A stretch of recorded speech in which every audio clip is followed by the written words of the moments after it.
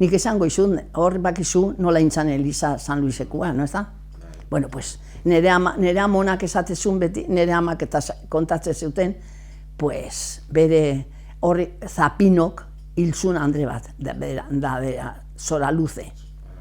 Bai, Ara Luze, bai. Haiek, pues, orduan ikusi zutenean, lehendia guain, baino, hola, jotezan, eta nire amak esatezun, nire amonak manta obiaena, algodo eskuatzu itxurila, eamantzun, neskori tapatzeko. Eta orduan intzuten, Eliza eta gero San Luiseko eskola eta gauzoiek intzuten. Etxeluze zegoen hor, ez? Eliza zegoen lekuan, uste Etxeluze izeneko... Bai. Oliden, bueno, nik ez dari... Bai, Oliden darrak bizizianan, ez? Baina hor bizizian Arroabarrenen etxian. Arroabarrena nola do, gero hilo intzuten, baina hor zian bi bizitza. Eta lehenbizikoan bizizian, Xeledoni, Alkiza, berrakuak. Eta gero, bigarren bizitzan ziguan, Frailia Oliden eta horiek. Dionisia bere xerora zan Elizakua.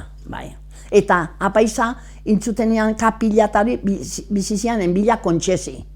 Gero Frailien etxia zan. Intziotenean Elizan bere parrokuari orduan intzuten. Bila kontxezi Frailia intzako intzan. Hoi, hola da, Azeke, hoi, polaxen ba. San Luisen, zegoen relikia bat edo... Bai, Santa Kolumba.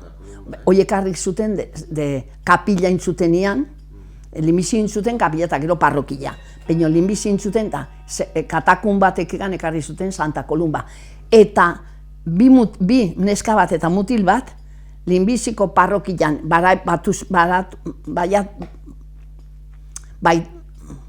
bataiatu zianean, jarri ziloten. Bati, mutilai Luis, eta neskai Kolumba. Bakizu zein dian? Ez ditu izaten, ez? Bueno, pues bat, Luis Dorronsoro, oletan bizi zan. Ez dakit, hiladan, bastante gaizki biltzezan, mozkorta eta hola. Eta Kolumba da Etxeburuneko, Sebastian Etxeburuen alaba.